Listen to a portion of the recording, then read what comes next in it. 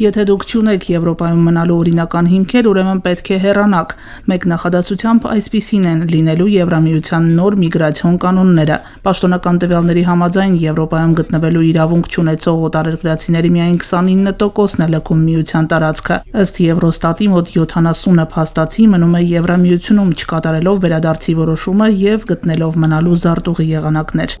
Եվրամիության ղեկավարությունը փորձում է արմատապես փոխել իրավիճակը, ավելի կոշտ մոտեցում ցուցաբերելով ծագման երկրներ վերադառնալ չցանկացողների նկատմամբ։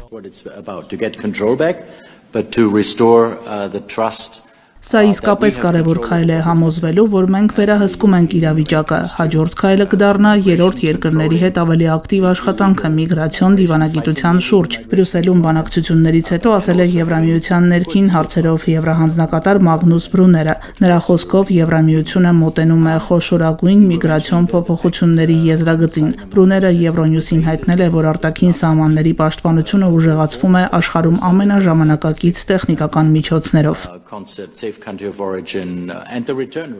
Նույն օրենքի հիմքում վիճելի դրույթն է, որը թույլ կտա Եվրամիության երկրներին անդամ չհանդիսացող պետություններում ստեղծել վերադարձի կամ արտաքսման գործընթացի համար նախատեսված կենտրոններ։ Իհարկե, միգրանտների մեծ մասը վերադառնալու է ծագման երկիր կամ այն երկիր, որի հետ նրանց կապը ապացուցված է։ Բացի ավելի մեծ թվով անձանց արտաքսելու իրավունքից խստացվում են նաև այլ կանոններ։ Արտաքսման ենթակա անձանց բնակության վայրերը կարող են խուզարկվել, նրանց ավելի երկար կարող են պահել կալանքի տակ կամ կիրառել սահմանափակող այլ միջոցներ։ Միգրանտների կենտրոնների ստեղծման նպատակով Եվրամիությունը մտադիր է բանակցություններ սկսել տասնյակ երկրների հետ։ Որոշ պետություններ, ինչպիսիք են Գերմանիան, Նիդերլանդները եւ Ավստրիան, արդեն աշխատում են պոտենցիալ գործընկերների հետ։ Պոլիտիկոն հղում անելով իր աղբյուրներին, պոտենցիալ գործընկերների թվում նշել է Ղազախստանն ու Ուզբեկստանը։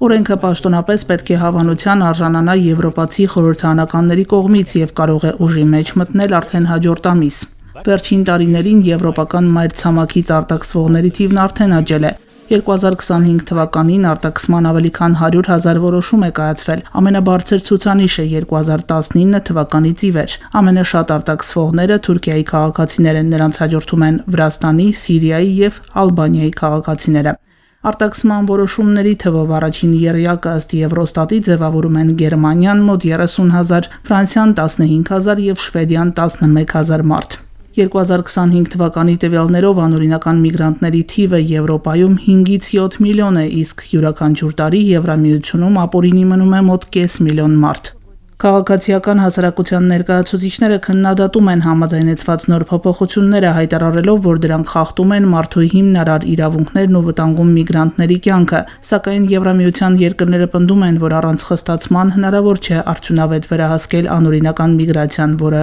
շարունակում է մնալ եվրոպական անվտանգության հիմնական մարտահրավերներից։ Մարտինե Հովսեփյան, Ռադիոլուրջ։